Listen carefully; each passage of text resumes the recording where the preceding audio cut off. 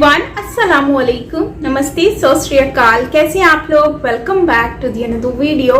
तो केरला स्टोरी के ऊपर फेस टू फेस का वीडियो है जो कि काफ़ी ज़बरदस्त एनालिसिस होने वाले हैं इसके ऊपर। तो वीडियो की तरफ चलते हैं और देखते हैं इसमें क्या कहा जा रहा है। ओरिजिनल वीडियो का लिंक आपको मिल जाएगा नीचे डिस्क्रिप्शन में, सो आप वहां से ओरिजिनल वीडियो वॉच कर सकेंगे।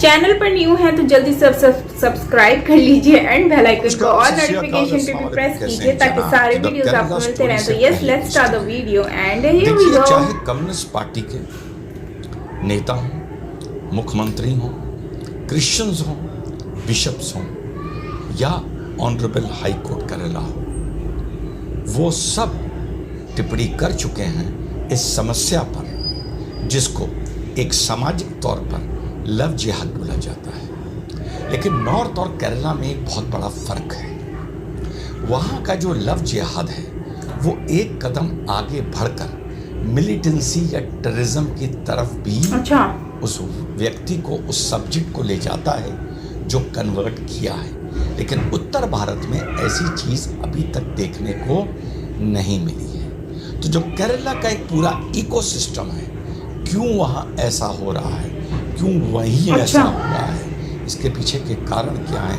इसी पर मैं आप लोगों से आज बात करने जा रहा हूँ। दोस्तों, आज़ादी के बाद दो ऐसे संगठन थे जो पाकिस्तान चाहते थे। संगठन, इंडिविजुअल्स नहीं, कोई व्यक्ति नहीं। दो ऐसे संगठन थे जो देश से आज़ादी के बाद और बंटवारे के बाद पाकिस्तान के साथ विलय चाहते थे। एक था हैदराबाद का रज़ाकर्स, जिनका पॉलिटिकल विंग था MIM, मजलिस-ए-इत्तेहादुल मुस्लिमीन, और दूसरा था मुस्लिम लीग का Kerala wing, Indian Union of Muslim League. Razakars की जहाँ तक बात करें, रज़ाकर्स का पॉलिटिकल विंग था MIM, जिसकी स्थापना, जिसकी डेट पे एक विवाद है कि 1926 है या 1936 है। कुछ बुक्स कुछ बताती हैं, गूगल कुछ बताता है। खैर, जंग बहादुर साहब ने उसकी स्थापना करी थी और वो रज़ाकर्स जो एक तरह से उस टाइम की एक साउथ इंडिया की मिलिटेंट ऑर्गेनाइजेशन थी, उसका ये एक पॉलिटिकल विंग था। इस संस्था MIM को आगे लेके बढ़ा कासिम रिजवी। जब ऑपरेशन पोलो होता है और रज़ाकरों की कुटाई होती है, जो ईस्ट पाकिस्तान, वेस्ट पाकिस्तान की तरह साउथ पाकिस्तान भी मांग रहे थे, उसको जेल में कुछ दिन रखने के बाद पाकिस्तान रवाना कर दिया जाता है। MIM का पूरा इंफ्रास्ट्रक्चर तैयार था, ऑफिसेस तैयार थे, आइडियोलॉजी तैयार थी, और MIM को आज़ादी के बाद AIMIM का नाम देकर मानिए असदुद्दीन ओवैसी साहब के प्रिय दादाजी ने इसकी स्थापना करी, AIMIM की। आज चाहे वो जितना बोलें, लेकिन AIMIM से पहले जो MIM थी वो एक रज़ाकर्स की पॉलिटिकल विंग थी जो भारत से अलग होना चाहते थे। तो ये एक ऐसी ऑर्गेनाइजेशन, एक ऐसी विचारधारा थी जो चाहते हुए भी साउथ पाकिस्तान नहीं बना पाई, ऑपरेशन पोलो की वजह से, सरदार पटेल की वजह से और हमारी फौज की वजह से। और दूसरी थी Indian Union of Muslim league जो केरला में स्थापित थी। लेकिन देखते हैं क्या एनालिसिस किए हैं इन्होंने। वो पार्टी है जिसने पार्लियामेंट में अपना रिप्रेजेंटेशन भी किया। दो तरह के केरला में कोलिजन चलते हैं, एक चलता है लेफ्ट फ्रंट, एक चलता है यूनाइटेड फ्रंट। यूनाइटेड फ्रंट में कांग्रेस भी आती है, और जब जब वहाँ पर सरकार कोई यूनाइटेड फ्रंट की बनी है तो मुस्लिम लीग की वहाँ पर रिप्रेजेंटेशन रहा है। मुस्लिम लीग के चुने हुए सांसद पार्लियामेंट तक पहुँचे हैं। So politically speaking, culturally speaking and Muslim vote bank के हिसाब से मुस्लिम लीग AIMIM से कहीं ज़्यादा ताकतवर है, कहीं ज़्यादा शक्तिशाली है। Kerala is the only state in India जहाँ पर मुस्लिम्स ने आज़ादी के बाद से अब तक इन ब्लॉक मुस्लिम लीग के लिए वोट किया है, ना कभी लेफ्ट के लिए किया, ना कभी कांग्रेस के लिए किया। तो केरला में politically speaking, Muslims were even better organized than Muslims of Jammu and Kashmir or Kashmir. Kerala वो जगह है जहाँ पर एकेडमिकली स्पीकिंग, हिस्टोरिकली स्पीकिंग, पहला मुस्लिम व्यापारी सिल्क रूट को कवर करते हुए केरला पहुँचा। तो पहला कदम जो मुस्लिम्स का which who bought Islam to the land of Bharat, तो पहला कदम पड़ा वो पड़ा केरला में। और केरला में पहली भारत की मस्जिद चेरियन मॉस्क बनी, जो वहाँ के हिंदू किंग ने मुस्लिम ट्रैवलर्स को वो जगह गिफ्ट की थी। लिखने वाले ये भी लिखते हैं कि the king also converted later on after travelling to Arabia, पर इसमें कॉन्फ्लिक्टिंग व्यूज़ हैं, तो मैं इसमें अपना कोई ओपिनियन नहीं देना चाहता। मुस्लिम्स का बसना शुरू में कोस्टल रीजन्स में ज़्यादा स्टार्ट हुआ, primarily toward the north of Kerala. Malappuram और Kannur were the two places जहाँ पर मुस्लिम्स का कंसंट्रेशन ज़्यादा था।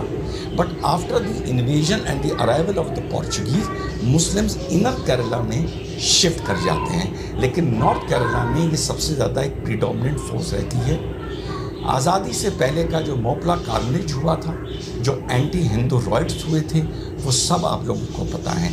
तो Kerala was one of the most communally sensitive regions of India, लेकिन नॉर्थ इंडिया और कश्मीर की पॉलिटिक्स की वजह से यहाँ के लीडरान का जो माइंड था, जो एनर्जी थी, वो नॉर्थ इंडिया के इश्यूज़ में लगी रही। लेकिन धीरे धीरे केरला में the Muslims were growing in percentage population and there political crowd was also increasing. Kerala में धीरे धीरे जहाँ 1951 में मुस्लिम्स की आबादी 17.5% थी, जो उस ज़माने के हिसाब से भी बड़ी हाई थी। और केरला रीजन से, जैसा मैंने बताया, पाकिस्तान माइग्रेशन नहीं हो पाया था because the place was deep south. तो आज वो पॉपुलेशन बढ़ के 26% हो गई है। एंड जहाँ पर starting of the 20th century Kerala में हिंदू की पॉपुलेशन लगभग 70% थी, आज वो घट के लगभग 56% रह गई है इन ऑलमोस्ट 200 ईयर्स। तो इस तरह से केरला एक बड़ा हॉट बेड बन गया साउथ इंडिया में, इस्लामिक लॉन्च के लिए भी और मिशनरीज और क्रिश्चियंस के लिए भी। और इसका सबसे ज़्यादा जो खामियाजा, ये सिर्फ क्रिश्चियन मिशनरीज नहीं, मुस्लिम्स ने भी वहाँ पर अपना रिलीजियस कल्चरल एक्सपेंशन करते रहे। तो हिंदू वहाँ दो तरफ से गिरा रहा, क्रिश्चियन मिशनरीज से भी गिरा रहा और मुस्लिम आइडियोलॉजी वहाबिज़म सलाफिज़म से भी गिरा रहा। और करते करते वो 70% से घटते घटते 56% पर आ गया। अब इसके बाद एक चेंज आता है। इसके बाद ये चेंज आता है कि पेट्रो डॉलर, ब्लैक गोल्ड का जो जलवा था, वो दुनिया देखना शुरू करती है मिडिल ईस्ट में। जो पेट्रोल की कमर्शियल वैल्यूज़ दुनिया के मॉडर्नाइजेशन की वजह से, इंडस्ट्रियलाइजेशन की वजह से, रेलवेज वगैरह वगैरह की वजह से एकदम से उछाल लेती है। और वहाँ पर new found fortunes middle east में आते हैं। मिडिल ईस्ट में अपना काम करने के लिए, लेबर का काम करने के लिए, छोटे काम करने के लिए, हाउसमेट्स के लिए, किसी भी चीज़ के लिए इन लोगों को वर्क फोर्स की ज़रूरत थी।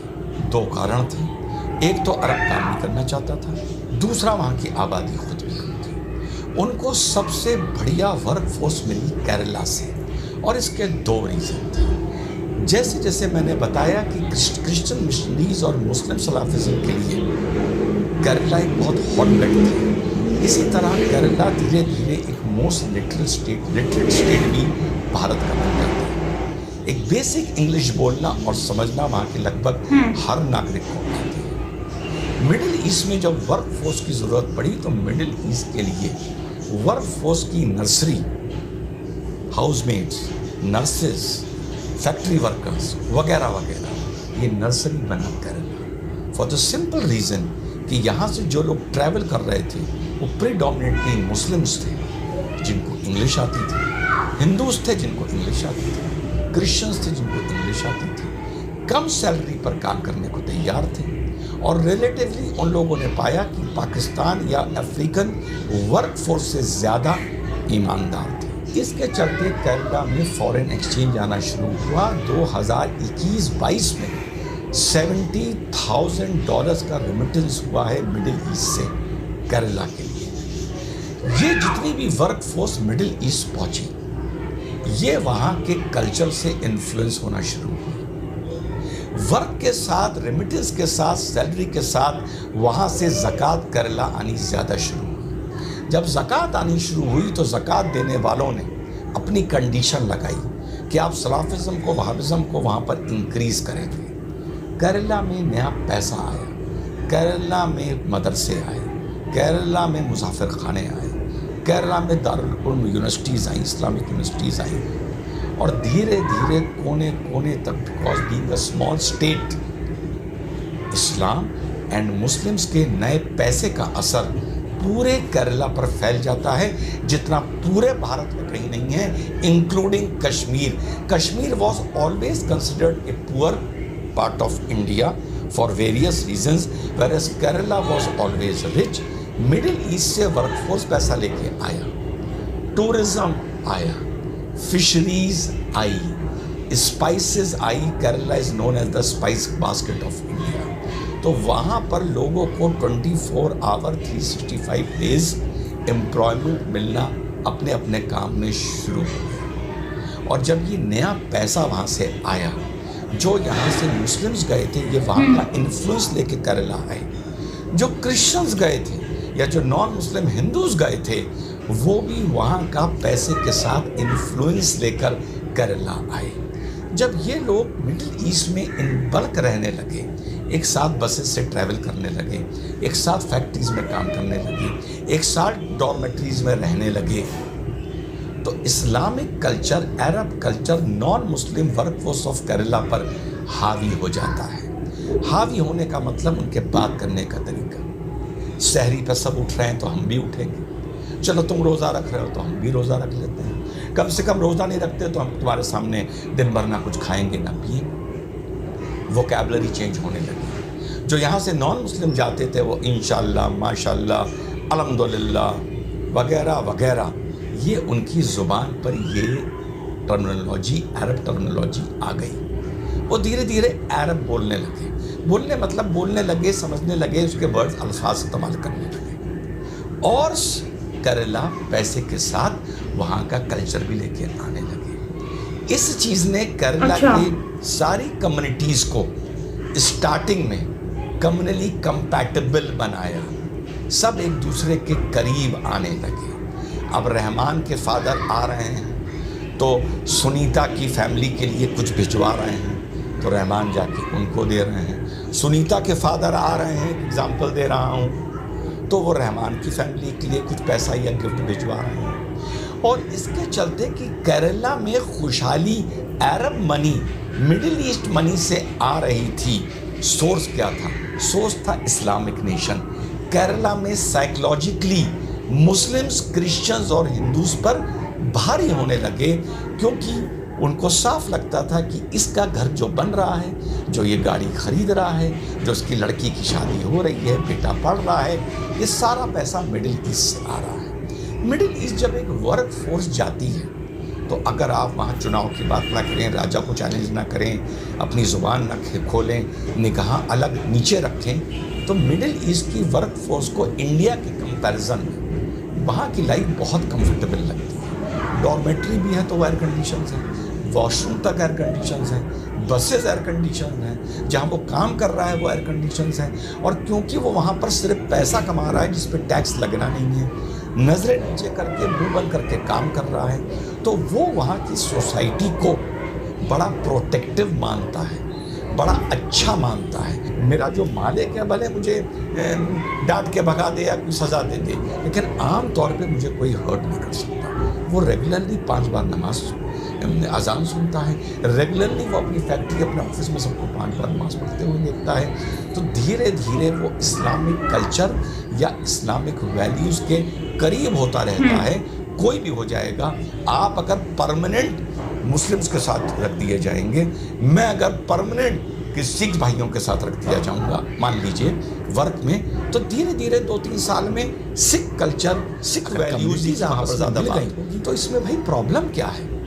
बस यहीं से खेल शुरू होता है। खेल ये शुरू होता है कि जब भी एज अ कम्युनिटी आप मुस्लिम के करीब जाएंगे इन ए ग्रुप, तो आपको उसका कल्चर अपनाना पड़ेगा, वो आपका कल्चर नहीं अपनाएगा। और इसी को नाम दिया गया है भारत में सेकुलरिज्म का। जब आप नॉर्थ इंडिया की बात करते हैं, जितने भी फैक्टर्स मैंने आपको केरला के बताए, नॉर्थ इंडिया पे ये कोई भी लागू नहीं होता। यहाँ पे पॉपुलेशन कम है, मुस्लिम्स यहाँ पर इतना मिडिल ईस्ट से पैसा नहीं ला रहे हैं, नॉन मुस्लिम नहीं ला रहे हैं, वगैरह वगैरह। अब आप सोचिए केरला में मुस्लिम theology, Muslim culture, middle east culture एक आम क्रिश्चियन या हिंदू पर कितना भारी होगा कि वहां पॉपुलेशन भी ज्यादा, वहां पॉलिटिकली भी स्ट्रांग, वहां इकोनॉमिकली भी स्ट्रांग, और बेटा जो भी तुम कमा के ला रहे हो वो भी इस्लामिक मुल्क से कमा के ला रहे हो। तो इसके चलते आप कल्पना करिए कि वहां के कल्चर पे इस्लाम और मुस्लिम्स कितने हावी हो चुके होंगे इस सारे कॉम्बिनेशंस की वजह से, जो नॉर्थ इंडिया में हम लोगों को देखने को नहीं मिलते। अब हम आते हैं कन्वर्जन पर। देखिए, हम जो रोज एक socio religious political legal issue पे वीडियो बनाते हैं, ये कैसे बनता है? ये ऐसे बनता है कि हम भले कुछ भी काम कर रहे हों, हमारे दिमाग में कहीं ना कहीं ये चलता रहता है कि ये इशू आ रहा है, इस पर ये बोला जा सकता है, ये चीज़ आ रही है, इस पर ये बोली जा सकती है। अगर आप मान लीजिए कंप्यूटर हार्डवेयर बेच रहे हैं या कोई सॉफ्टवेयर बेच रहे हैं, तो आप जिससे भी मिलेंगे, शादी में मिलेंगे, बारात में मिलेंगे, सर्कल में मिलेंगे, आपके दिमाग में ये चलता रहेगा कि क्या मैं अपना प्रोडक्ट इस आदमी को बेच सकता हूं। तो जब भी मुस्लिम एक पोल पोजीशन पर होंगे, पोल पोजीशन का मतलब आसान भाषा पे एक ऊपर होंगे, चाहे कल्चरली, चाहे पॉलिटिकली, चाहे फाइनेंशियली, और एक समूह में होंगे, तो उनके दिमाग में ये हमेशा चलता रहता है, भले वो उनका प्रोफेशन नहीं है, भले ऐसा नहीं है वो सुबह घर से यही सोच के निकलते हैं, लेकिन उनके दिमाग में यह हमेशा चलता रहता है कि अगर कोई हल्का सस्ता चारा मिल जाए तो उसे चबा के एक अच्छा काम, जन्नती काम कैसे किया जाए, इसको ला इलाहा इल्लल्लाह मोहम्मद रसूलुल्लाह कैसे पढ़वाया जाए। तो ये एक सेट, आप इसको एजेंडा कहिए, आप इसको डीएनए कहिए, आप इसको एक रिलीजियस, सोशियो रिलीजियस रिस्पॉन्सिबिलिटी कहिए, मुस्लिम के दिमाग पर हमेशा चलती रहती है। जहां वो पॉलिटिकली, फाइनेंशियली, सोशली स्ट्रांग होता है, वहां पर ये चीज ज्यादा स्ट्रांग होती है। सस्ते चारे से मेरा मतलब ये है, अब मैं केरला से निकलकर सीधे यूएसए जा रहा हूं, तो ये ना समझिए कि ये समस्या सिर्फ केरला में है, ये समस्या वहां पर भी है। आप देख रहे हैं नॉर्थ इंडिया में कन्वर्जन के केसेस चल रहे हैं, ये समस्या पूरी दुनिया फेस कर रही है। और दुनिया एक बड़ी अजीब चीज फेस कर रही है जिस पे रिसर्च हो रही है। बीइंग अ स्टूडेंट मुझे ये बात पता है कि जो कन्वर्ट्स होते हैं, why are they becoming more radicalized and more violent than if born Muslim, who was born in a Muslim family. तो जब अमेरिका में इस पे स्टडी हुई, क्योंकि मेरा सब्जेक्ट रहा है, और मैं फिर से बात दोहरा रहा हूं कि जो इस वीडियो में मैं आपको बता दूंगा वो आपको केरला स्टोरी में देखने को नहीं मिलेगा, इसके बाद की कहानी मिलेगी। मैं बैकड्रॉप बता रहा हूं, मूवी देखने में आप लोगों को मजा आएगा। तो ये चीज अमेरिका में जब इसकी स्टडी हुई तो इसकी हाइपोथेसिस में ये आप पढ़िए क्या क्या रीजंस बताए गए कि वाइट्स को कैसे कन्वर्ट किया जा रहा है या वाइट क्यों कन्वर्ट हो रहे हैं। तो जो अमेरिका में 38 केसेस पे ये स्टडी हुई, जिसमें से 7 लीड गर्ल्स थी, उन 38 केसेस में जो कॉमन फैक्टर्स पाए गए वो आप लोग देख रहे हैं। Mental illness, significant past criminal history, ये हिस्ट्री ऑफ की बात कर रहा हूं, अभी मिलिटेंसी की बात नहीं कर रहा हूं। जब आप उसके सामने कहते या कहती है मैं बहुत परेशान हूं, जिंदगी का कोई मकसद नहीं है, जी के क्या करूंगी, मेरे फादर ने मेरे साथ ये कर दिया, मुझे सुकून नहीं है, तो टन टन टन टन टन टन टन टन आप जिससे ये बात बोल रहे हैं उसके दिमाग में सितार बजने शुरू हो जाते हैं कि ये एक पोटेंशियल आसान चारा है। धीरे धीरे फिर उस आदमी को इस्लाम इंट्रोड्यूस किया जाता है, इस्लाम की तरफ लाया जाता है। और अगर आप उस टाइम उस पोजीशन में हैं जहां आप पॉलिटिकली भी स्ट्रांग हैं, फाइनेंशियली भी स्ट्रांग हैं, इकोनॉमिकली भी स्ट्रांग हैं, पॉलिटिकली स्ट्रांग हैं, कल्चरली स्ट्रांग हैं, और उसको यह नजर आता है कि यार ये सुकून से भी है, तो उसका अट्रैक्शन आप और आपके मजहब की तरफ हो ही जाता है। और चलते चलते इसका एक बड़ा इंपॉर्टेंट रीजन है इकोसिस्टम। जब वो, अब मैं लड़की पर आ रहा हूं, 32,000 केरला स्टोरी, जब वो लड़की अट्रैक्ट होके एक मुस्लिम लड़के की तरफ आती है, उसे यहां पर अब गलती, जो मैं हमेशा बताता हूं, एक विशेष समुदाय की भी है। आप समझ जाइएगा किस विशेष समुदाय की बात कर रहा हूं। उसे एक ऐसा इकोसिस्टम मिलता है जो उसे अपने समुदाय में नहीं मिल रहा होता है। उसे एक ऐसा प्रोटेक्शन मिलता है जो उसे अपने समुदाय में नहीं मिल रहा होता है। वो ये रियलाइज करती है कि आज मैं अगर प्रॉब्लम में हूं तो मेरे इस आशिक के 20 चाहने वाले मेरे साथ खड़े हो जाते हैं, सब स्पेशल केयर करते हैं, क्योंकि सब एक एजेंडा के अंदर वर्क कर रहे होते हैं। इस आदमी की मोहब्बत एक मुस्लिम लड़की से होगी तो उसकी स्पेशल केयर नहीं की जाएगी, लेकिन जब नॉन मुस्लिम से होगी उसकी एक स्पेशल केयर की जाएगी, उसको एक स्पेशल इज्जत दी जाएगी, स्पेशल प्यार दिया जाएगा। चाचा चाची, मामा मामी, क्षेत्र के मोहल्ले के मुफ्ती मौलवी सब उसे स्पेशल प्यार देंगे। उस लड़के के दोस्त, उसके रिश्तेदार उसको स्पेशल प्यार देंगे। कोई उसे भाभी बोलने लगेगा, कोई उसे बाजी बोलेगा, कोई हाथ चूमेगा, कोई गला लगाएगा, कोई प्रॉब्लम में उसके साथ खड़ा वो किसी को पाएगी। तो उसको लगता है ये इकोसिस्टम भले छोटा है, मैं यहां ज्यादा महफूज हूं, मुझे यहां ज्यादा प्यार मिल रहा है, मुझे यहां ज्यादा इंपॉर्टेंस मिल रही है, मुझे सुनने वाले यहां लोग ज्यादा हैं। और ये समाज पूर्णता तो नहीं, लेकिन काफी हद तक मेटेरियलिस्टिक या कमर्शियल लाइफस्टाइल से कटा हुआ है।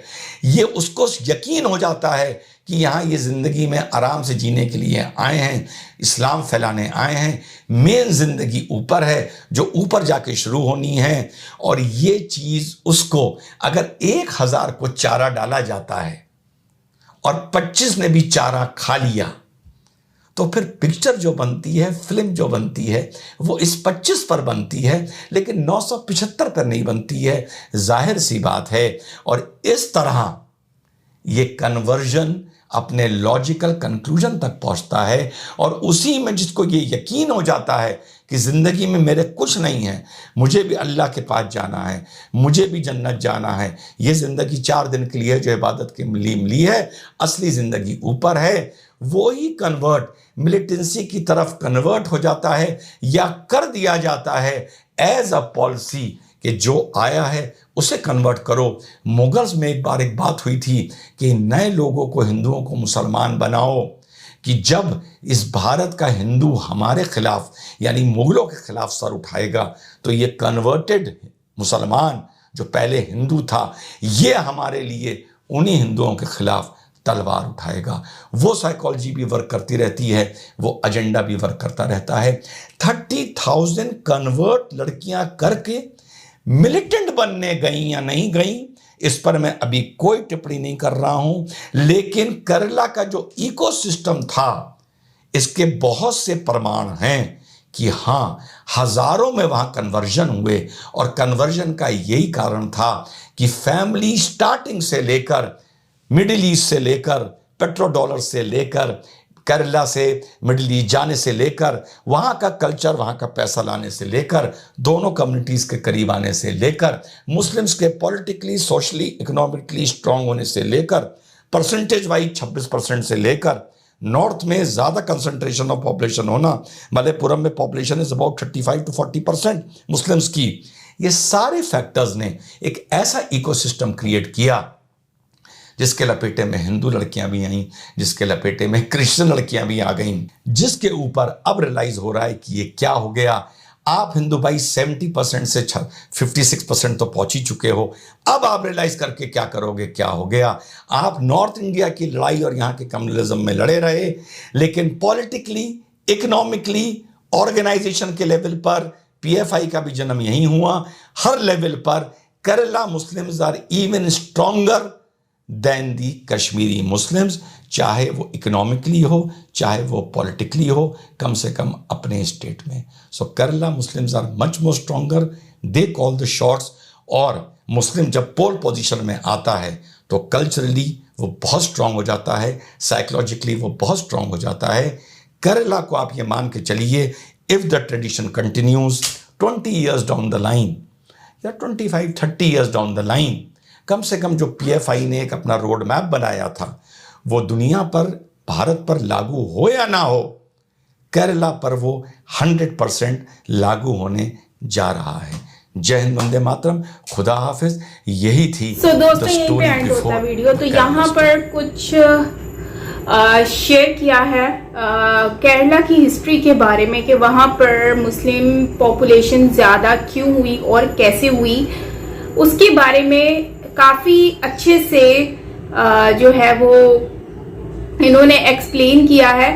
और ये हिस्ट्री नो डाउट इसके बारे में काफ़ी लोगों को जानने को मिला होगा, जैसे कि मुझे भी बहुत कुछ जानने को मिला है कि केरला में क्या हुआ करता था या क्या कैसे मुस्लिम्स जो हैं वो वहाँ पर क्वांटिटी ज़्यादा हुई, और केरला में किस तरह से मुस्लिम्स लोग जो हैं वो डिफरेंट जो है वो हिंदू जो लोग हैं उनकी क्वांटिटी को कम होते देख रहे हैं। तो उसके पीछे रीजन क्या है वो आज देखने को मिला है। बेसिकली हम ये कह सकते हैं कि ये फोर्सफुली कन्वर्जन कह लें या फिर कन्वर्जन कह लें या फिर प्यार के चक्रों में डालना, जैसे कि इन्होंने भी कहा कि वीडियो के लास्ट में जो कहा कि प्यार के चक्रों में इनको डाला गया, तो लड़कियों को डाला जाता है और उनको यहाँ तक बिलीव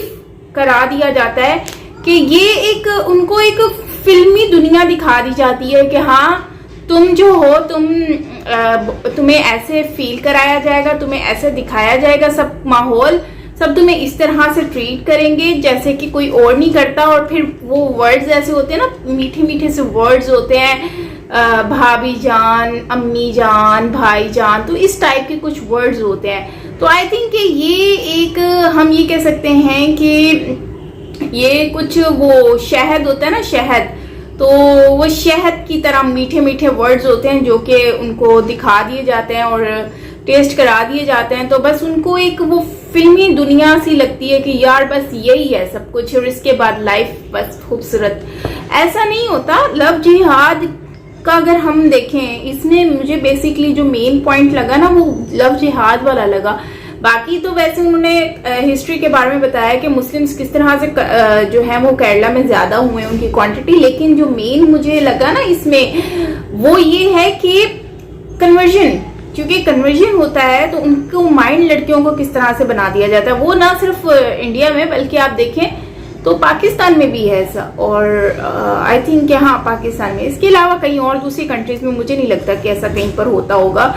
और फोर्सफुली कन्वर्जन करवाना, ठीक है, और लव जिहादी उन लड़कियों के लिए बहुत एक अहम मैसेज है जो लड़कियां लव जिहाद करती हैं, स्पेशली हिंदू गर्ल्स, और उनके साथ फिर ऐसे बहुत सारे, मैं नहीं कहती कि हर कोई बुरा होता है, देखिए हर कोई बुरा भी नहीं होता, लेकिन जो केसेस देखने को मिले हैं तो हिंदू गर्ल्स के साथ यही तो हुआ है। उन बेचारियों की किसी के टुकड़े कर दिए गए, किसी को फांसी देके मार दिया गया, किसी को डिप्रेशन के थ्रू मार दिया गया, मतलब इस तरह की चीजें हम देखते आ रहे हैं। तो मैं तो एक ही बात कहूंगी कि भाई लड़कियों अपनी जिंदगी को सेट करो, लड़कों के चक्रों में मत पड़ो। ये लड़के होते ही ऐसे हैं, इन लोगों से, और ये अपनी शादी करो, अपनी बिरादरी में करो, इज्जत से रहो। और ये जो दूसरे धर्म में या मजहब में जाके शादियां करती हैं ना, मैं तो कहती हूँ भाई अपने मजहब में अपने धर्म में शादी करो और सुकून से रहो। एटलीस्ट आप लोगों को ये तो पता है कि हमारे जो माहौल है वो कैसा है, हमारे लोग किस तरह के हैं, तो आप बहुत अच्छे से पहचानते हो। एटलीस्ट आपको जो फिल्म दिखाई जा रही होती है, जो सपने दिखाए जा रहे होते हैं, तो वो सपनों को देख के अपनी लाइफ को मत गुजारो। खैर ये एक लव जिहाद के लिए बहुत ही अच्छा मैसेज है, गर्ल्स के लिए स्पेशली। और बाद में रोने से बेहतर ये है कि एक बार चीज़ों को अंडरस्टैंड कर लो और जज्बात में आने से बेहतर है कोई अच्छा फैसला ले लिया जाए। बाकी आप लोग इसके ऊपर क्या कहते हैं कमेंट सेक्शन में अपनी राय ज़रूर दीजिएगा। और बाकी ये है कि यार देखो, केरला के लोग वैसे बहुत नाइस हैं, भले वो किसी भी मज़हब धर्म से हों, ये चीज़ मैंने देखी है, वेल एजुकेटेड भी हैं। लेकिन ये जो हिस्ट्री बताई गई है इससे आप लोग कितने सहमत हैं ये तो आप लोग मुझे बताएंगे कमेंट सेक्शन में। बाकी हम भी मूवी देखेंगे, हम भी देखेंगे कि भाई क्या है एक्चुअली रियलिटी। और बाकी मिलते हैं नेक्स्ट वीडियो के साथ। अपना बहुत सारा ख्याल रखिएगा और till then take care, lots of love and bye bye.